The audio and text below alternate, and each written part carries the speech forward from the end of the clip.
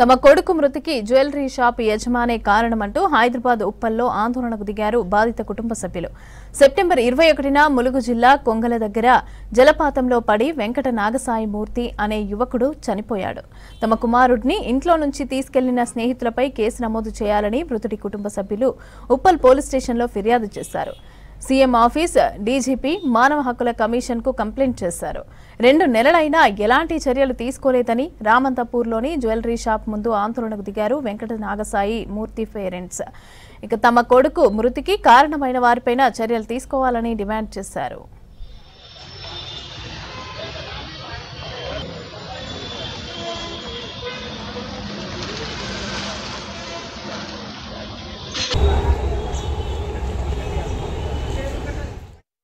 నెల క్రితం కరెక్ట్ 60 రోజుల క్రితం ఒక కుటుంబం అర్ధరాత్రి అమావాస్య రోజు, అమావాస్య, గ్రహణం, ఆదివారం అన్నీ తెలిసి ఉండి తీసుకెళ్ళి నా కొడుకుని ఒక 320 కిలోమీటర్ల అవతల restricted area, agency area, restricted area, అక్కడికి ఎట్లా వెళ్ళాలో అన్నీ తెలిసి తీసుకెళ్ళి నా కొడుకుని చంపేసి చనిపోయిండు అని చెప్పి ప్రూవ్ చేసిరండి.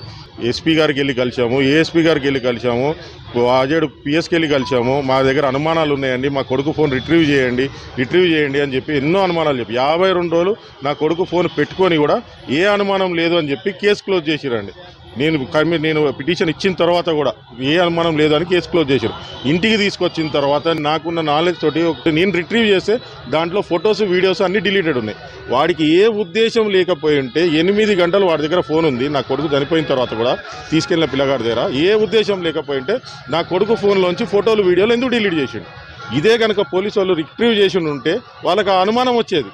ఎందుకు డిలీట్ చేసినావు, నీకు ఎందుకు డిలీట్ చేయాల్సి వచ్చింది, నీకు నా కొడుకు చనిపోయినా కూడా 2 గంటల 45 నిమిషాల తర్వాత నాకు ఇన్ఫార్మ్ చేశారు వాళ్ళ పిల్లలు. దీని సరితే ఎంక్వైరీ మాకు మళ్ళీ కావాలి.